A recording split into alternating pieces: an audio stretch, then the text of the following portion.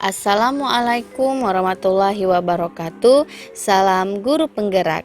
Saya Ainun Rifda Jafayu, calon guru penggerak angkatan 11 dari SMP Negeri 1 Karimun, Kabupaten Karimun.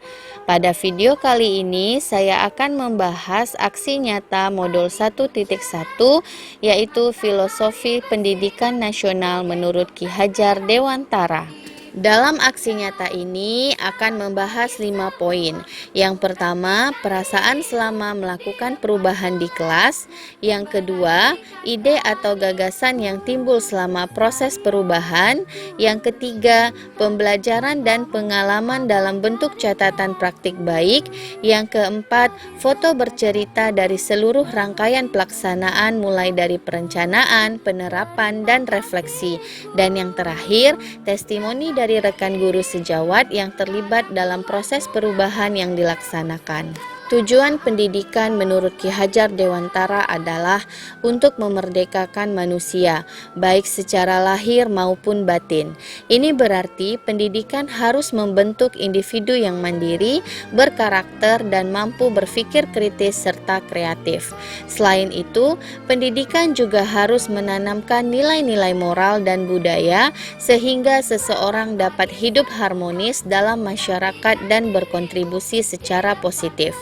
Ki Hajar Dewantara menekankan bahwa pendidikan harus mengembangkan potensi setiap individu secara maksimal sesuai dengan kodrat alam dan masyarakat, sehingga tercipta manusia yang seimbang antara kecerdasan intelektual, emosional, dan spiritual. Adapun filosofi pemikiran Ki Hajar Dewantara adalah 1. Berpihak pada murid, 2. Menuntun atau among, 3. Kodrat alam dan kodrat zaman, 4. Anak bukanlah tabula rasa, 5. Pendidikan ibarat petani, 6. Pendidikan ibarat taman bermain, dan yang ketujuh, budi pekerti.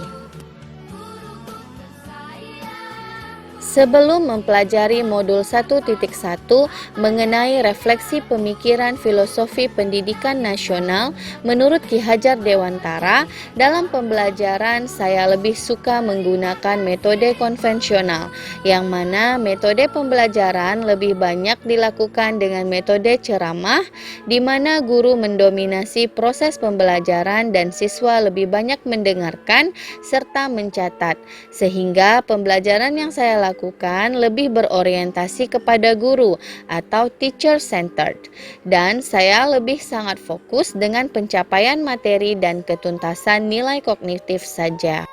Padahal seharusnya pembelajaran itu harus berpusat pada murid atau student centered.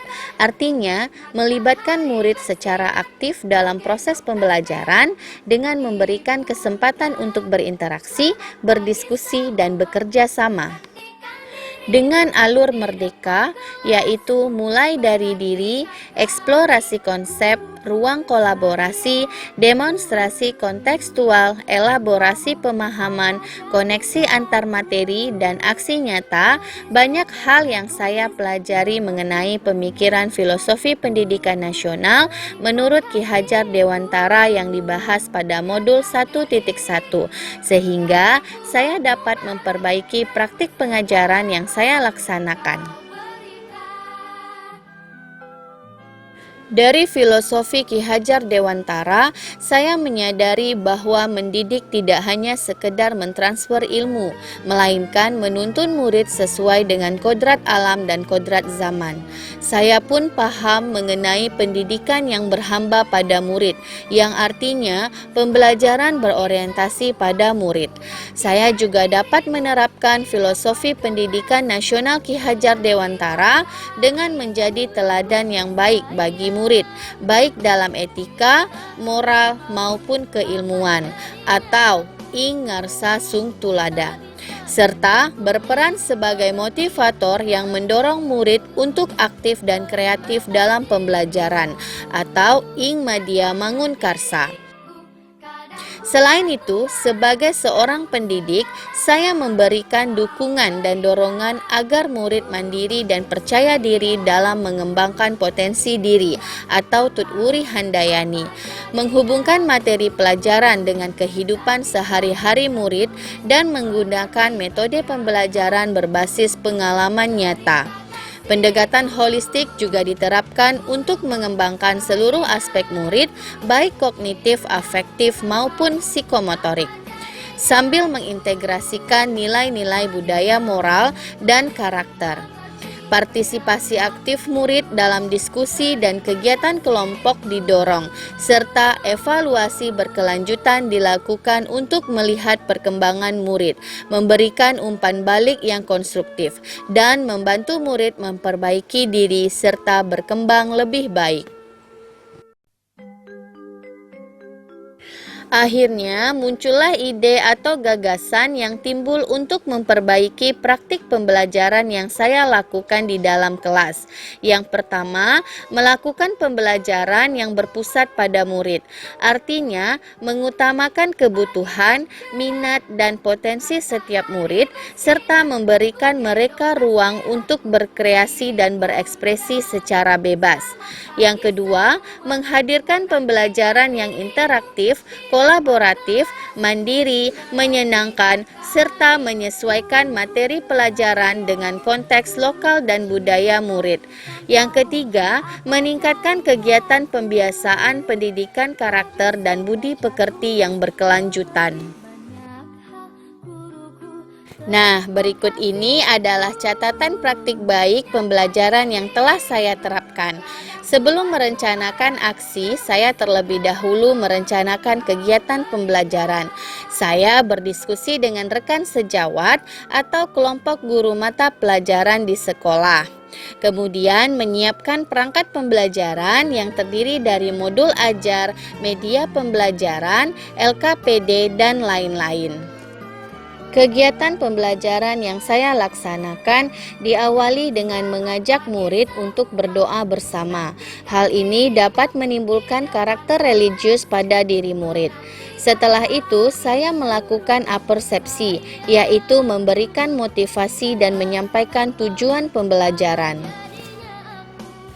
Kemudian, saya memaparkan materi secara singkat dan menjelaskan langkah-langkah pembelajaran. Saya menggunakan metode pembelajaran 4C, yaitu critical thinking, collaboration, communication, dan creativity, yang saya integrasikan dengan penggunaan teknologi. Saya membimbing murid untuk terlibat aktif pada saat berdiskusi kelompok atau berkolaborasi bersama teman-temannya. Saya juga mewujudkan kepemimpinan murid dengan cara melatih mereka agar berani tampil untuk menyampaikan presentasi hasil diskusinya di depan kelas. Selain menyimpulkan materi bersama murid, sebelum mengakhiri pembelajaran, saya melakukan refleksi untuk memunculkan nilai keberanian dalam diri agar dapat mengekspresikan dirinya, perasaannya, dan pengetahuannya tentang pembelajaran yang telah dilaksanakan. Saya juga melakukan penguatan karakter yang bertujuan untuk menanamkan budi luhur dalam diri murid. Selanjutnya, pembiasaan karakter dan budi pekerti yang dilaksanakan di sekolah saya yaitu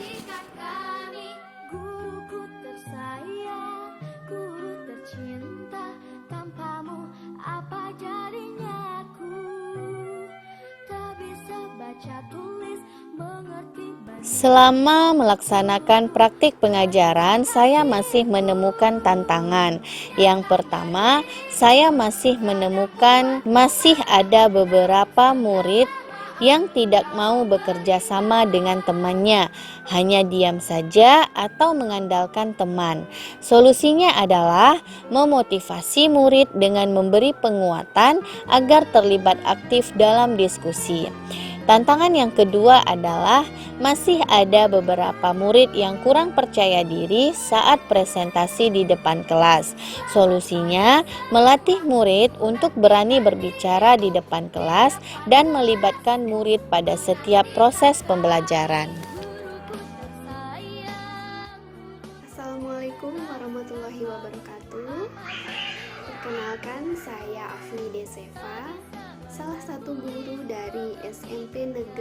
Batu Karimun, Kepulauan Riau.